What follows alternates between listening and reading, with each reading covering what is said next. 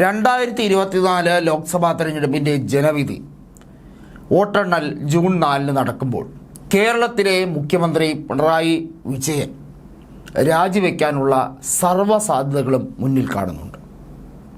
രണ്ട് കാരണങ്ങൾ കൊണ്ടാണ്. പിണറായി വിജയൻ എന്ന വ്യക്തിക്ക് അധികാരത്തോട് അങ്ങേയറ്റത്തെ മോഹമുണ്ട്. എല്ലാ രീതിയിലുള്ള പാർട്ടി ആധിപത്യത്തെയും തകർത്തെറിയാൻ വേണ്ടിയാണ് പിണറായി വിജയൻ രണ്ടാം തവണയും മുഖ്യമന്ത്രിയായത്.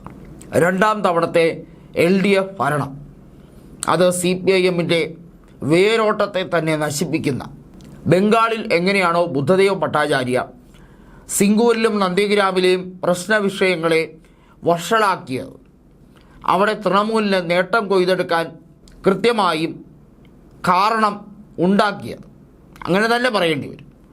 അതുപോലെ തന്നെയാണ് പിണറായി വിജയൻ ഇവിടെ ഭരിക്കുന്നത്. കോൺഗ്രസിന് രണ്ടാം തവണയും പ്രതിപക്ഷത്ത് ഇരിക്കേണ്ടി വരുമ്പോൾ കോൺഗ്രസ് തകർന്നു പോകും എന്ന് വിചാരിച്ചവർക്ക് കണക്കൂട്ടലുകൾ തെറ്റിയിരിക്കുന്നു.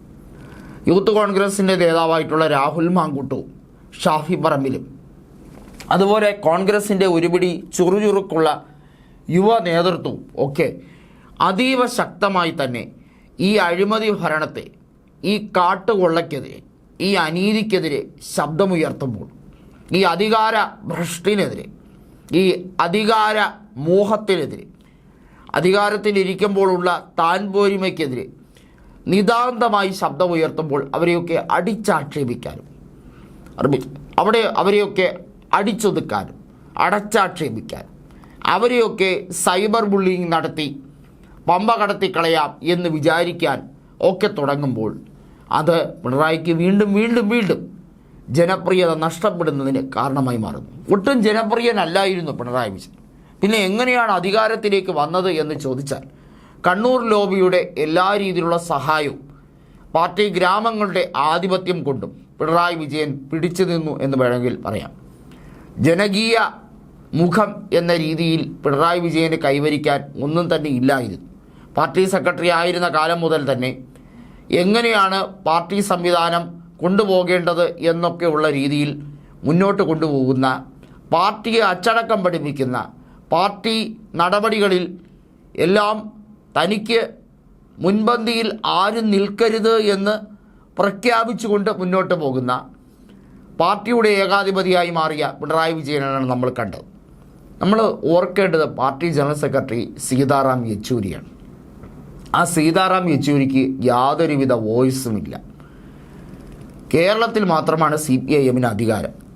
അതുകൊണ്ട് തന്നെ വളരെ എളുപ്പത്തിൽ പറയാം, കേരളത്തിലെ കാര്യങ്ങൾ പിണറായി വിജയനാണ് തീരുമാനിക്കുന്നത്. ദേശീയ തലത്തിൽ CPIM എന്ന പാർട്ടിക്ക് എന്തെങ്കിലും രീതിയിലുള്ള ഫണ്ടിങ് വേണമെങ്കിൽ അത് കേരളത്തിലെ സഖാക്കൾ കനിയണം. കേരളത്തിൽ നിന്നുമുള്ള ഫണ്ടിങ് ഇവിടുന്ന് ഇടതുപക്ഷത്തിൻ്റെ എല്ലാ രീതിയിലുള്ള ആധിപത്യവും ഉപയോഗിച്ച് നേടിയെടുക്കണമെങ്കിൽ പിണറായി വിജയൻ്റെ കനിവ് വേണം. അതുകൊണ്ട് സീതാറാം യെച്ചൂരിക്ക് അവിടെ കേന്ദ്രത്തിൽ വേറെ പരിപാടികളൊന്നും ഇല്ല. ബംഗാൾ പൊളിഞ്ഞു, ത്രിപുര പൊളിഞ്ഞു, CPIMന് ആധിപത്യം ഉണ്ടായിരുന്ന എല്ലാ മേഖലകളിലും നശിച്ചുപോയി.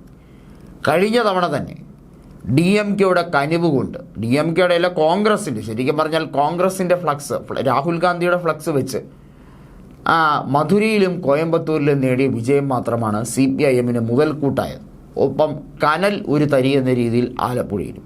ഇത്തവണ ആ കനൽ പോലും കിട്ടുപോകുന്ന സാഹചര്യത്തിൽ ഒരുപക്ഷെ തമിഴ്നാട്ടിൽ നിന്നുള്ള ആ 2 ലോക്സഭാ സീറ്റിൽ മാത്രമാണ് പ്രതീക്ഷ. മറ്റെവിടെയും വിജയിക്കുമെന്ന് അവർക്ക് ഉറപ്പില്ല. കേരളത്തിൽ പിണറായി വിജയൻ പല രാഷ്ട്രീയ നേതാക്കളെയും ഒതുക്കാനൊരു കളി കളിച്ചു. മുതിർന്ന നേതാക്കളെയൊക്കെ രണ്ടാം മന്ത്രിസഭയിൽ ഉൾപ്പെടുത്താതെ ആദ്യത്തെ കളിയിൽ വിജയിച്ചു. രണ്ടാമത്തെ കളിയെന്ന് പറയുന്നത് ഇതാണ്. അതായത് മുതിർന്ന കേന്ദ്ര കമ്മിറ്റി അംഗങ്ങളെ ഇവിടെ സ്ഥാനാർത്ഥികളായി പലയിടത്തും ഇറക്കുക. പിണറായി വിജയൻ പര്യടനത്തിനൊന്നും തന്നെ ഒരു ഘട്ടത്തിലും പോയിട്ടില്ല എന്നുള്ളത് എടുത്തു പറയേണ്ട കാര്യമാണ്. കാരണം എന്താണ്? എവിടെയെങ്കിലും പര്യടനത്തിന് പോയാൽ ഇദ്ദേഹം എന്തെങ്കിലും ഒരു വാക്ക് പറഞ്ഞാൽ അതൊക്കെ ഇടതുപക്ഷത്തിന് ദോഷമായി മാത്രമേ മാറുകയുള്ളൂ. ഇടതുപക്ഷത്തിൻ്റെ ഉള്ള വോട്ട് കൂടി പോകും എന്ന് മനസ്സിലാക്കി സ്ഥാനാർത്ഥികൾ തന്നെ ആഗ്രഹിച്ചത് ഇദ്ദേഹം പ്രചരണത്തിന് വരല്ലേ എന്നാണ്. ഒന്ന് ആലോചിച്ച് നോക്കൂ ആ പാർട്ടിയുടെ ഒരു അവസ്ഥ. അതായത് പാർട്ടി നേതാവും സർവോപരി പാർട്ടിയുടെ തലതൊട്ടപ്പനുമായ പിണറായി വിജയനെ പാർട്ടി പ്രവർത്തകർക്ക് ഭയമാണ്. അവരാരെങ്കിലും ഇദ്ദേഹത്തിന് ആനയിച്ചാൽ ഉള്ള വോട്ട് കൂടി നഷ്ടപ്പെടും, നിഷ്പക്ഷരായവർ എല്ലാവരും വെറുത്ത് നിൽക്കുന്ന ഒരു നേതാവാണ് പിണറായി എന്നുള്ളത് എല്ലാവർക്കും അറിയാം. ഈ കാലാവധി എങ്ങനെയെങ്കിലും തികയ്ക്കാൻ പിണറായി ഉഴറുകയാണ്. പക്ഷേ ഈ കാലാവധി തികയ്ക്കുന്നതിന് മുമ്പേ, ജനങ്ങൾ ആട്ടി പുറത്താക്കുന്നതിന് മുമ്പേ പാർട്ടി ഉചിതമായ നടപടി എടുക്കണം എന്നുള്ള രീതിയിലേക്ക് വന്നാൽ ഈ പാർട്ടി ഇവിടെയൊക്കെ നിലനിൽക്കുകയെങ്കിലും ചെയ്യും. ഇല്ലെങ്കിൽ ബംഗാളിലെ പോലെ വേരോടെ പിഴുതെറിയപ്പെടും എന്നുള്ളതിൽ ഒരു സംശയവും വേണ്ട. അങ്ങനെ വേരോടെ പിഴുതെറിയപ്പെടാനാണ് അദ്ദേഹത്തിൻ്റെ നീക്കമെങ്കിൽ അദ്ദേഹം 5 കൊല്ലവും ഭരിക്കട്ടെ എന്ന് തന്നെയാണ് പറയാൻ ആഗ്രഹിക്കുന്നത്. കാരണം ബംഗാളിൽ ബുദ്ധദേവ് ഭട്ടാചാര്യ രണ്ടാമതും അധികാരത്തിലേക്ക് വന്ന സാഹചര്യമുണ്ടായി. അതായത് 2006 നിയമസഭാ തെരഞ്ഞെടുപ്പിൽ നേടിയ വിജയമെന്ന് പറയുന്നത് വലിയ മൃഗീയ ഭൂരിപക്ഷത്തോടു കൂടിയാണ് CPIM അധികാരത്തിലേക്ക് വന്നത്. ഒറ്റയ്ക്ക് 176 സീറ്റുകളാണ് 294 നിയമസഭാ സീറ്റുകളുള്ള ബംഗാളിൽ നിന്ന് നേടിയത്. എന്നിട്ട് ആ ബുദ്ധദേവ് ഭട്ടാചാര്യ അടക്കമുള്ളവർ 8 നില പൊട്ടുന്ന കാഴ്ചയാണ് 2011 കാണുന്നത്. തൃണമൂലിൻ്റെ തേരോട്ടമായിരുന്നു. അതുതന്നെയായിരിക്കും കേരളത്തിലെ CPIMൻ്റെ അവസ്ഥ. ഇവിടെ പല സ്ഥാനാർത്ഥികളും അതീവ ദയനീയമായി രാഷ്ട്രീയപരമായി കെട്ടുകെട്ടിക്കുന്ന വിധം കേരളത്തിലെ ജനങ്ങൾക്ക് കൃത്യമായി അറിയാം.